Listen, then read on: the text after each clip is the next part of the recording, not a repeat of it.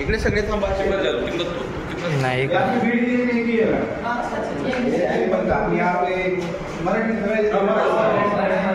आपण कॅटचं करतो, त्याच्यानंतर डॉगचं करतो आणि शेळ्यापर्यंत आणि इकडे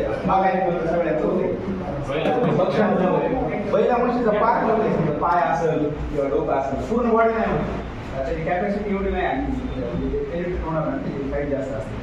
एक्सरे चालू आहे तर आपण एक्सरे काढतो म्हणजे त्याचं असं डेव्हलपर असतं त्या मशीन टाकली पूर्ण एक्सरे चालू सोनोग्राफी आहे आपल्याकडे शेळीपर्यंत आपण सोनोग्राफी करतो.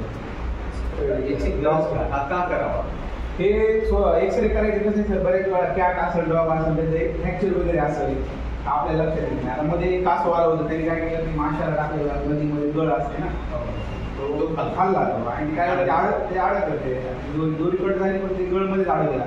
बाहेरून आपल्याला दिसत नाही कास एवढं हार्ड असते की त्याच्यामध्ये कसं दिसणार आपल्याला.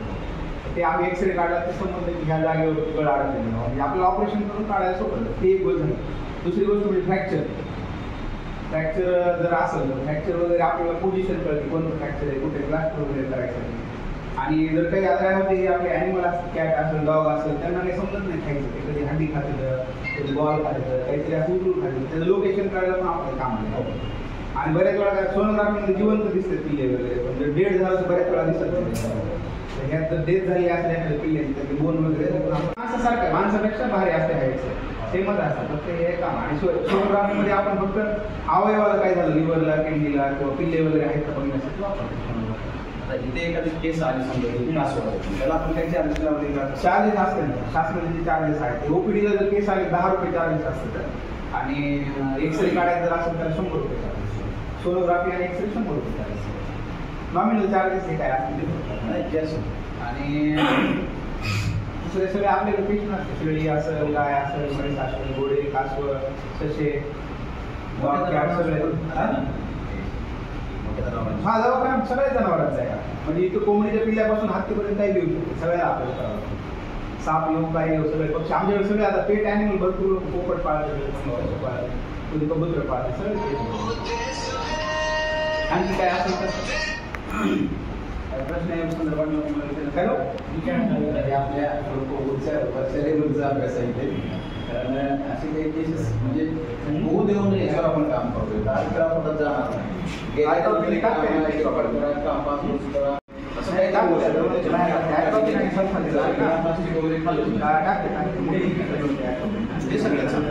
आणि कसं दार खेळात खाल्ला की नाही खाल्ला ते कळत नाही कारण बरेच दिवस बारीक होत जाते.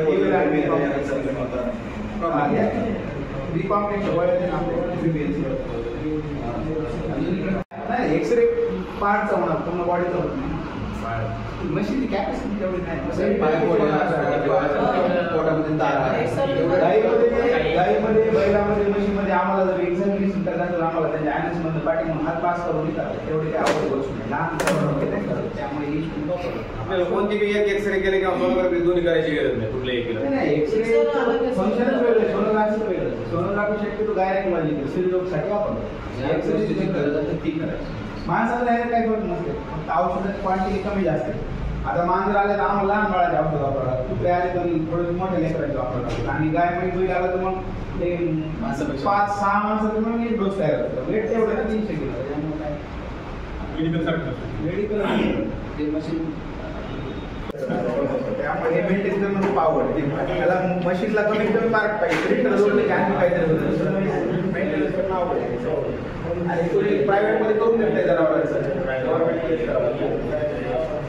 चावी घरी खाली झोपवायचं असं जे पार्ट पाहिजे असं फिरवायचं तसं याच्या खाली लाईट लागली की झोपवायचं. जनावर मोठा असेल तरी त्याला खाली पाय बांधून झोपवाच लागते मोठा पलीकडे ते आहे ना आपल्याकडे पाडायला मध्ये इकडे पाडायला पण आहे आणि इथं तर हे लहान जनावर याच्या टेबलवरती ज्या पार्टचा करायचा म्हणजे पोटाचा पायाचा हे मशीन त्या ठिकाणी त्यासाठी चाक आहे त्याला हे मोबाईल मशीन त्यावर बसवायचं त्याला आणि स्कॅन करायचं. आणि त्याला पूर्ण एसी लागते कारण हे खूप महाग इन्स्ट्रुमेंट आहे. फक्त गव्हर्नमेंट फॅसिलिटी मध्येच येतं बाकी ठिकाणी गव्हर्नमेंट मध्ये म्हणजे ह्युमन मध्ये पण सर ह्याची एवढी फॅसिलिटी खूप महाग असते. ॲनिमलचं पेनिट्रेशन केस असतं त्यांना ते व्यवस्थित झोपत नाही, त्यामुळे व्यवस्थित येत नाही त्यामध्ये रेग्युलर मशीनमध्ये. तुम्हाला तर काढलेली काही एक्सरे दाखवतो. म्हणजे पळापळी फळ नको. शेळी पालन वगैरे तुम्ही तर ट्रेनिंग घेतात, पण आमचे दवाखाने आहेत, फॅसिलिटी आहेत. पहिले डॉक्टर नव्हते, आता यावेळेस भरती पण चालू आहे. 2,000-2,500 डॉक्टरांची तुम्हाला बरं गावात.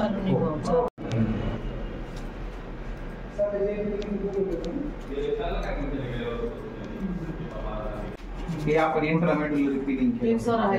हे म्हणजे इथं हड्डी तुटली होती डॉगची होती, तर त्याला आपण अशी पिन टाकली, जी माणसाला पिन वापरतात ना, रॉड हा, ती पिन टाकून मग ते बघितलं बरोबर बसली का नाही. तुटला होता, हे पूर्ण तुटल्यावर काही जुडत नाही ते, त्यामुळे अशी पिन टाकावं लागते. मग ते जुळली वर आली का वरीच असते ना, उपसून काढायला आपल्या जागा ठेवावं लागते ना, उपसून काढायला पूर्ण मध्ये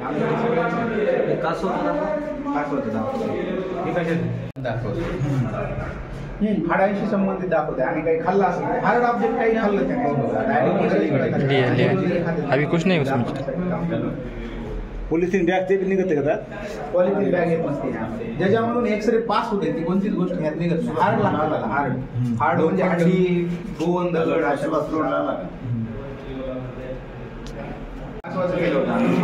अरे कुठेतरी फाडत बसला असतो तर आम्हाला लक्षात आलं नसतं ना. एक्झॅक्टली इथं गळ दिसते, काही दिसायला पण गेली परफेक्ट आहे, एकदम क्लिअर दिसतं, एकदम क्लिअर दिसतं. बाकी किती मशिनरी सुंदर आहे. हाडे तर लहान झाली पण ते दिसायला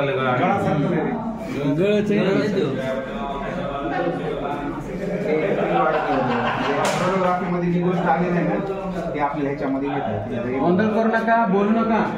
कॅट होती सोनोग्राफीमध्ये जिवंत पिल्ले नव्हते, ते मेलेले होते, त्यामुळे ते काही तिथं मुवमेंट दिसत नाही, हार्ट बीट. ह्याच्यामध्ये आपल्याला दिसते ते नेमकं काय झालं ते पोझिशन करते. भरपूर आहे एक्सरे ते कमी फायदे नाही, भरपूर काय एवढं क्लिअर दिसत नाही ते. मिशन भारी नाही, म्हणजे मिशन भारी. 196 डिग्री सेल्सिअस तापमान टेम्परेचर असतं, खूप थंड असतं. म्हणजे पाणी ज्यामध्ये थंड असते ना, त्यामुळे ह्याच्यामधलं आपण छोट्या कॅनमध्ये घेतो आणि मग आपल्या फील्डवर नेता येते. म्हणजे जे आपण जसं आमच्या गव्हर्नमेंटचे वळू माता वळू संगोपन केंद्र खारसूलला आहे, आपल्या संभाजीनगरला, पुण्याला आहे, तिथून आपण ते स्ट्रॉ आणतो आणि स्ट्रॉ ह्याच्यामध्ये ठेवले जातो. स्ट्रॉ ह्याच्यातून काढायचे, हे कधी स्ट्रॉ बाहेर काढायचे, हे 1-196 डिग्री सेल्सिअस ठेवायचे. छोट्या भांड्यात घेऊन आपण फील्डवर जातो, कारण हे थोडंच आहे मोटरसायकलवर, त्याच्यामध्ये स्ट्रॉ आणि ठेवून एक काढता पण आणि ते असंही बाहेर काढता येत नाही, फ्री त्या पाण्यामध्येच असतं कंटेनर्स. हे फक्त काय आहे, हे स्टोअर करायची जागा आहे. ह्याच्यातून आपण ते पाणी घेणार, लिक्विड नायट्रोजन घेणार आणि त्या कंटेनरमध्ये स्ट्रॉ असतो. मग आपल्या फील्डवर घ्यायला तुम्ही गाडीला छोटा मोठा आहे तो छोटा आहे, कारण हा आपण नेऊ शकत नाही नेऊ शकत. 50-55 लिटरचा असतो, 3 लिटरचा असतो. तर त्या स्ट्रॉची लाईफ किती नको सर? स्ट्रॉ हा सर तुमचा जर तुम्ही जर व्यवस्थित ठेवला -196 डिग्री सेल्सिअस, किती 100 वर्ष 200 वर्ष काय, कारण त्याच्यात टाकला म्हणजे तो बर्फ होऊन जातो. मला माझ्यासारखी मुलं पुन्हा घडवायचे माझ्या म्हणजे जे वळू गेलेत ना, आता जे वळू गेलेत ना 10, 20, 100, 50 वर्षापूर्वी, त्यांचा पण स्ट्रॉ आपण वापरू शकतो. वासर होते आणि याच्या पुढे 10-5 वर्षांनी पुढे वापरणार. ब्राझील जे म्हणतात ना, ब्राझील देशामध्ये दुधाचे दूध एवढं केलं, दूध आपल्याकडचं गीर वळून यायला होता त्यांनी 1930 मध्ये 1960 मध्ये वळून यायला, आणि त्याचं सिमन बनवून चांगली वळू बनवून ते आपल्या पुढे त्यांच्या गीर गाई आता 50 लिटर 55, कारण ते आपल्याकडचंच आहे ना. ते वळू जे इलाइट वळू म्हणजे कोणत्या वळू नाही, ह्याच्यामध्ये जे वळू असते म्हणजे पुण्याला असेल, बायफ असेल, किंवा आपलं संभाजीनगरचं हरसूलचा फार्म असेल, तिथले वळू खूप चांगले असतात. म्हणजे वळू त्यांच्या आईनं 20 लिटर 25 लिटर गाय असते, 30 लिटरपर्यंत दूध दिलेलं असते, आणि जे म्हशी असतात त्या 12 ते 15 लिटर त्याच्याच वळू वापरतात. होणारी वासरं. आता ह्यात आणखी एक